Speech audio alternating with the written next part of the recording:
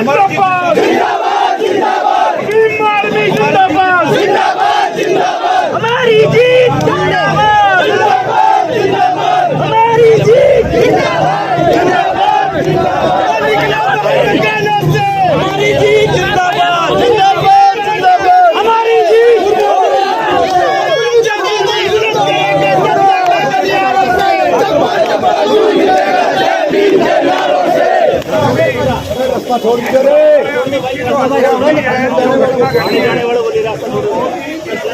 बहुत ही शर्मनाक घटना थी।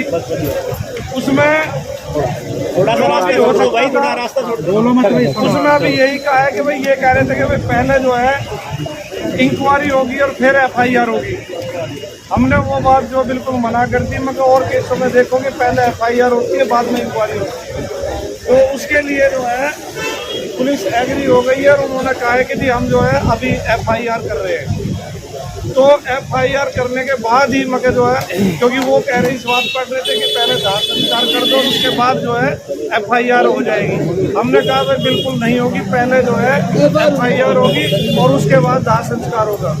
तो हम या कोई भी जो जिनका बच्चा गया भाई उसको हम कम से कम उसको तो हम ला नहीं सकते, पर हमारा सबका प्रयास ये जरूर रहेगा कि भाई जो उसके साथ गलत हुआ है उसको जो है न्याय मिले। उसमें जो आप सबका बहुत बहुत सहयोग रहा है कि भाई पुलिस इस बात के लिए बाध्य हुई है कि भाई वहाँ जो है ना कि भाई पहले जो है पीड़ित परिवार को न्याय दिलाने की प्रक्रिया में पहले FIR होनी चाहिए। तो पुलिस अभी FIR हो रही है। पीड़ित परिवार जो सुमित और उसका फादर अमित जो एक्सपायर हुआ है, उसका जो भाई और फादर वो जो है इसके लिए तैयार हो गए हैं कि भाई जो है अगर जो ये FIR की कॉपी हमें दे देते हैं तो हम उसका दाह संस्कार कर लेंगे और जो आगे की कार्रवाई है उसे पूरी तरह से और स्पीड से उस कार्रवाई को किया जाएगा। ये हमें जो है CP साहब की तरफ से DCP हेडक्वार्टर है जो उन्होंने CP साहब से बात करके हमें जो ये आश्वासन दिया है, कहा है। और आश्वासन से केवल हम जो मानने वाले नहीं है, हमें जो है FIR की कॉपी जब मिल जाएगी उसके बाद ही हम जो है आगे की कार्रवाई शुरू करेंगे। ठीक है जी, कोई भाई ताली नहीं बजाएगा। और ये जीत और हार की बात नहीं है, बात यह है कि इसके अलावा भी जो और मुद्दे थे, चाहे वो जो है फतेहपुर बिलोच का मामला था, चाहे एक मोनू भाई का BK हॉस्पिटल का मामला था, एक बिटिया को जिसको जो 19 साल की लड़की को 19 चाकू मारे गए थे, चाहे उसका मामला था। इसके अलावा और भी जो मामले हैं वो सारे हमने जो DCP हेडक्वार्टर को और कंसल्ट जो DCP और ACP थे उनके सामने रख दिए हैं, उसकी कॉपी भी दे दी है। और उन्होंने उन सब मामलों की दोबारा से अच्छी तरह से जांच करने की बात कही है।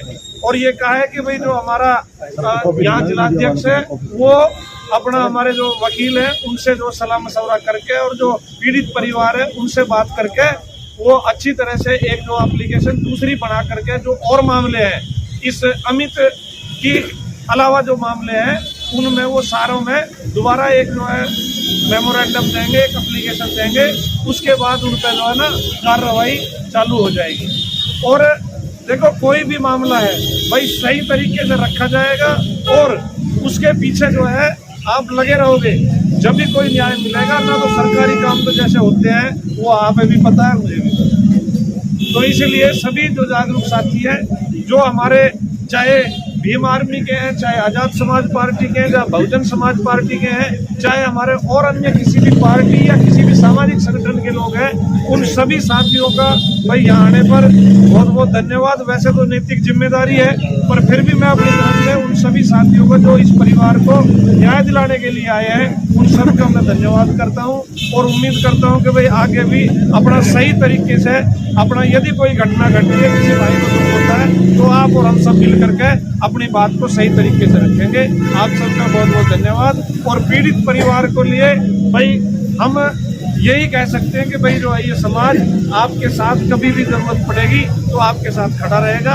और जो भी आपकी कार्रवाई है हुई, कहीं भी जाने आने की है, चाहे बयान से लेकर और कोई कार्रवाई है, हमारे वकीलों की टीम भी और हमारे जो संगठन के साथी हैं या जो जागरूक समाज के साथी हैं वो सब आपके साथ खड़े रहेंगे और पूरी मदद करेंगे।